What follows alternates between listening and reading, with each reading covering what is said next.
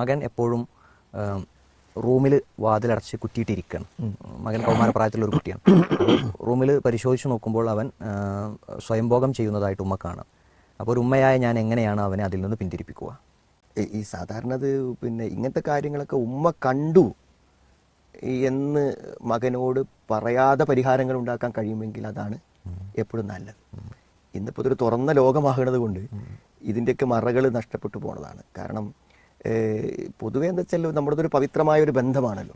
ഇപ്പോൾ സ്വാഭാവികമായും ഇങ്ങനത്തെ കാര്യങ്ങൾ നമ്മൾക്ക് അത് ബോധ്യപ്പെട്ടാൽ നമ്മളല്ലാത്ത രൂപത്തിൽ അതിനെ ചികിത്സിക്കാനുള്ള വഴികൾ അന്വേഷിക്കുകയാണ് നല്ലത്. ഇപ്പം നമ്മൾ മനസ്സിലാക്കേണ്ടത് എന്താ വെച്ചാൽ ഒരു കുട്ടിക്ക് ഒരു 10-14 വയസ്സൊക്കെ ആകുമ്പോഴേക്കും അവന് വൈകാരികത വന്നു തുടങ്ങും. ഈ വൈകാരികത വന്നു കഴിഞ്ഞാൽ എന്ത് ചെയ്യും? ഇതിൻ്റെ നിർവഹണത്തിന് ഒരു വിവാഹിതനല്ലാത്ത ഒരാൾ മറ്റൊരാളെ ബുദ്ധിമുട്ടിക്കാതെ വേറെ തെറ്റാവാതെ കണ്ടെത്തുന്ന ഒരു സുരക്ഷിത മാർഗമാണെന്ത് ഈ പറയപ്പെട്ട മാർഗം. കാരണം അവന് മാത്രം ബാധിക്കുന്ന ഒരു സംഗതിയാണ് ഇത്. അവൻ്റെ ഒരു വൈകാരികതയുടെ നിർവഹണത്തിന് വേണ്ടി ചെയ്യുന്നത്. അപ്പോൾ ഇത് തെറ്റാണല്ലോ, നിഷിദ്ധമായ ഒരു കാര്യമാണ്. അപ്പോൾ സ്വാഭാവികമായും എന്താ വെച്ചാൽ അവനത് ആരോ കാണിച്ചു കൊടുത്തു, അവനത് ചെയ്തു, അതിൻ്റെ ഒരു ഭാഗമായി അവൻ മാറി ആ ഒരു അവസ്ഥയാണ്. അപ്പോൾ നമ്മൾ എന്ത് ചെയ്യണം? അതിൽ നിന്ന് അവനെ പിന്തിരിപ്പിക്കാൻ എന്താണ് വഴിയാണ്? അപ്പോൾ നമ്മൾ എന്ത് ചെയ്യും വെച്ചാൽ ഇത്തരം സ്വഭാവങ്ങളുള്ള കുട്ടികളിൽ എന്തുണ്ടായിരിക്കും? ചില സിംറ്റംസ് നമ്മൾ കാണും. ആരോഗ്യപരമായ ചില തളർച്ചകൾ കാണും. അതേപോലെ തന്നെ ഒരു അലസത നമ്മൾ പലപ്പോഴും കാണും.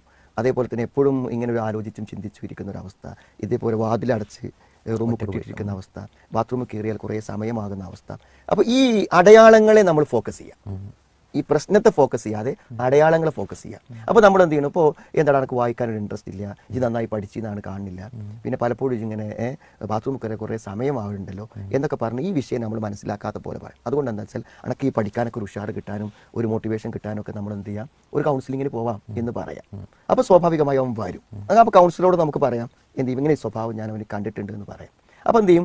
അത് ഉമ്മ പറഞ്ഞതല്ലാതെ ഇവനോടൊന്ന് ചോദിച്ചിട്ട് കൗൺസിലർക്ക് മനസ്സിലാക്കിയിട്ട് അവൻ ആ അഡിക്ഷൻ മാറാനുള്ള ഒരു നല്ല അവനാഗ്രഹം ഉണ്ടാവും ഇത് മാറാൻ. നമ്മളത് മാറ്റിയെടുക്കുക. അവന് അതുകൊണ്ടുണ്ടാകുന്ന പ്രത്യാഘാതങ്ങളും ശാരീരികവും മാനസികമായ പ്രശ്നങ്ങളും അവൻ്റെ ഭാവി ജീവിതത്തിന് വൈവാഹിക ജീവിതത്തെ ബാധിക്കുന്ന കാര്യം ഇസ്ലാമികമായ അതിൻ്റെ നിശ്ചിതാവസ്ഥ ഒക്കെ പറഞ്ഞ് മനസ്സിലാക്കി പിന്തിരിപ്പിക്കാൻ പറ്റും. എനിക്ക് തോന്നുന്നത് ഇത്തരം കാര്യങ്ങൾ ഉമ്മമാർ നേരിട്ട് കണ്ടു എന്ന് പറയാതിരിക്കലാണ് നല്ലത്. അല്ലാത്തൊരു വഴിയിലൂടെ പരിഹരിക്കാൻ കഴിയുകയാണെങ്കിൽ അതല്ലേ നല്ലത് എന്നാണ് എനിക്ക് തോന്നുന്നത്.